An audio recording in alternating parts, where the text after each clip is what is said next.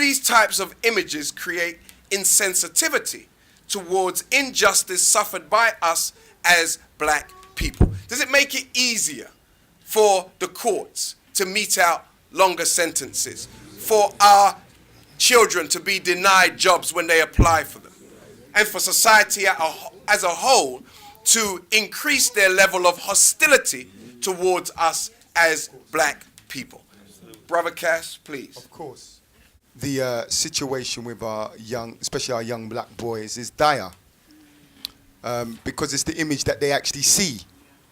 So if it's the image that they actually see and they're in the institution that is not controlled by us, for want of a better word, they're going to determine those youngsters' future. And it's not just their exam results, it's the words they say. It's what they create in their minds. It makes it so difficult for our youngsters because obviously they want to get ahead. And sometimes when they've got obstacles like this, they can't understand why they don't get ahead. We as elders understand, and we can make sense of the nonsense. We haven't seen young black men on our newspapers for a while. We haven't seen young black men killing or maiming other young black men for a while. We haven't seen that. All of a sudden, this comes out. And it puts us right back under the spotlight, even though we were under the spotlight anyway.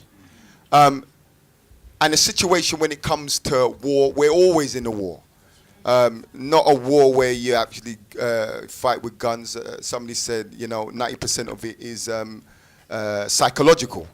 And this is a psychological war.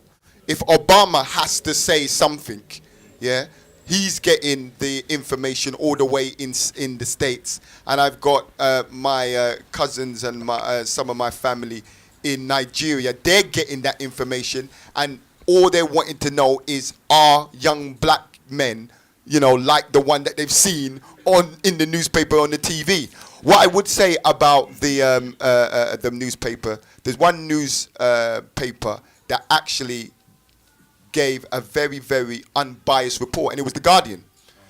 And if you read The Guardian, in The Guardian, it was saying that this soldier killed off duty by these two young black men, the American army will determine that, because they do that all the time. They would say, if any soldier is off duty, that's fair game, that's a target.